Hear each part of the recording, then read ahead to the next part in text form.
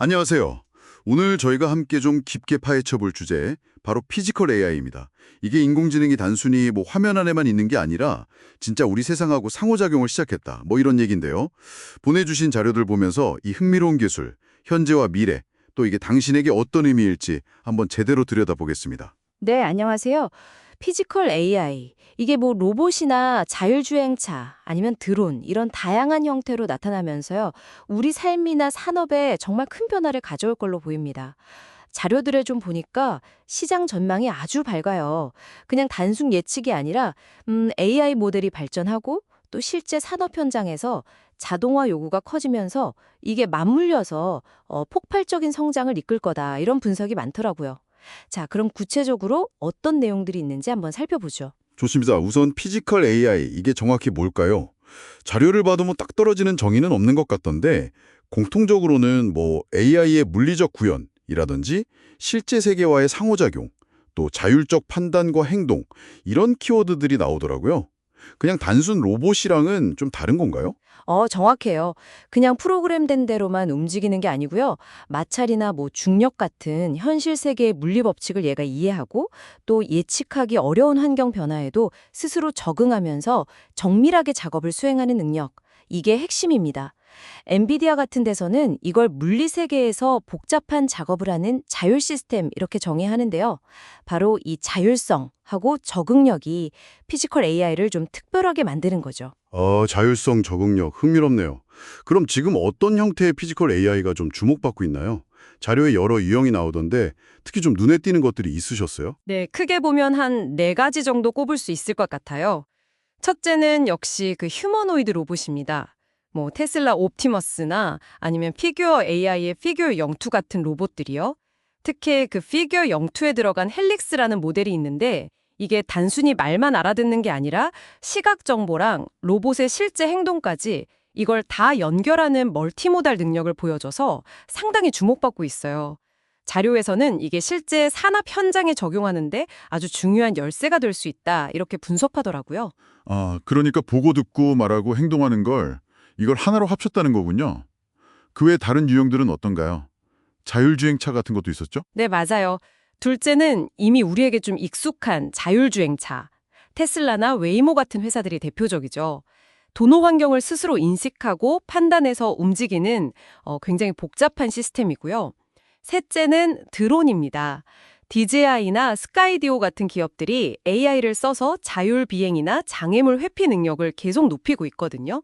그래서 농업, 건설, 구조 현장 이런 데서 산업 도구로 점점 더 많이 쓰이고 있죠. 마지막으로는 그 AGV나 AMR이라고 부르는 것들, 그러니까 물류창고나 병원 같은 특정 공간에서 자율적으로 이동하면서 물건을 나르거나 작업을 돕는 로봇들, 이것도 아주 중요한 한 축입니다. 와, 정말 다양하네요.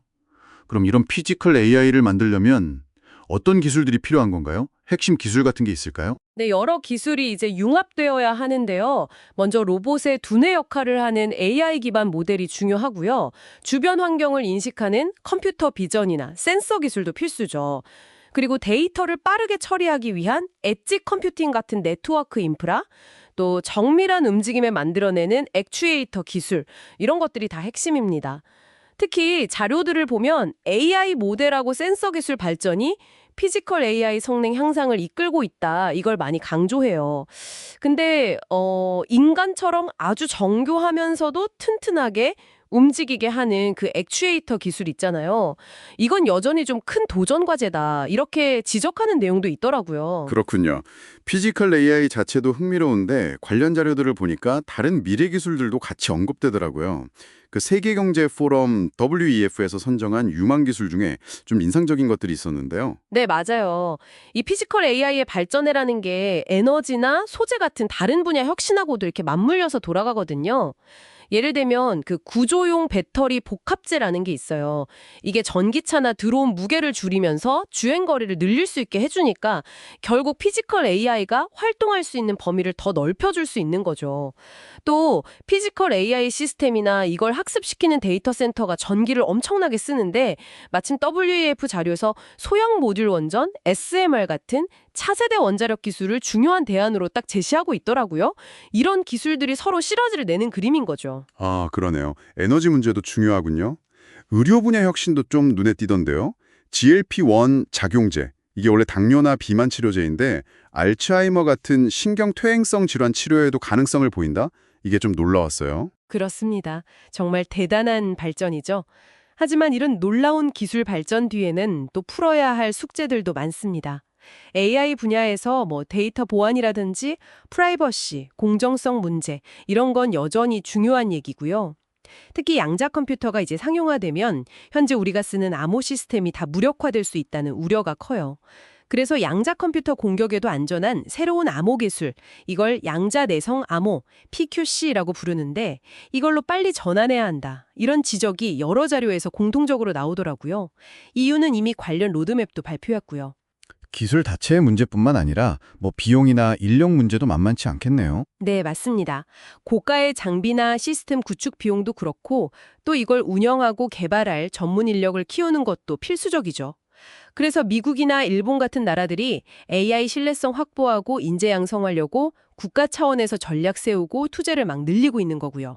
이런 기술 경쟁이 심해지면서 글로벌 공급망에도 변화가 있는 것 같더라고요. 자료들 보니까 특정 국가를 좀 배제하려는 움직임도 보이고요.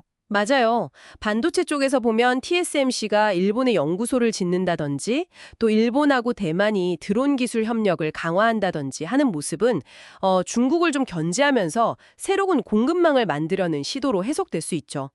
스마트폰 생산 기지가 중국에서 인도로 점점 옮겨가는 추세도 비슷하고요. 이게 단순히 비용 문제만은 아니고 지정학적 리스크를 분산시키려는 거랑 각국이 제조업을 키우려는 정책이 맞물린 결과로 보입니다. 앞으로 기술 공급망 지도가 계속 바뀔 가능성이 높아요. 오늘 피지컬 AI를 중심으로 정말 숨가쁘게 변하는 기술 트렌드를 살펴봤습니다. AI가 이제 가상세계를 넘어서 현실로 걸어나오고 있고 또 에너지, 의료, 소재 같은 정말 전방위적인 혁신이 동시에 일어나는 모습이 아주 인상적이었습니다. 네. 기술이라는 게 분명 우리 삶을 더 편리하고 풍요롭게 만들 잠재력이 크죠. 하지만 동시에 보안이나 윤리, 사회적 격차 같은 우리가 함께 고민하고 풀어야 할 과제들도 던져주고 있습니다. 오늘 저희가 나눈 이야기들이 당신의 미래를 준비하시는데 작은 생각거리가 되었으면 좋겠습니다. 기술이 우리 삶의 풍경을 정말 빠르게 바꾸고 있는 지금 당신의 일과 생활은 앞으로 어떤 모습으로 변하게 될까요? 그리고 그런 변화의 파도에 잘 올라타기 위해서 혹은 현명하게 대처하기 위해서 지금 무엇을 준비해야 할지 한번쯤 생각해 보시는 건 어떨까요?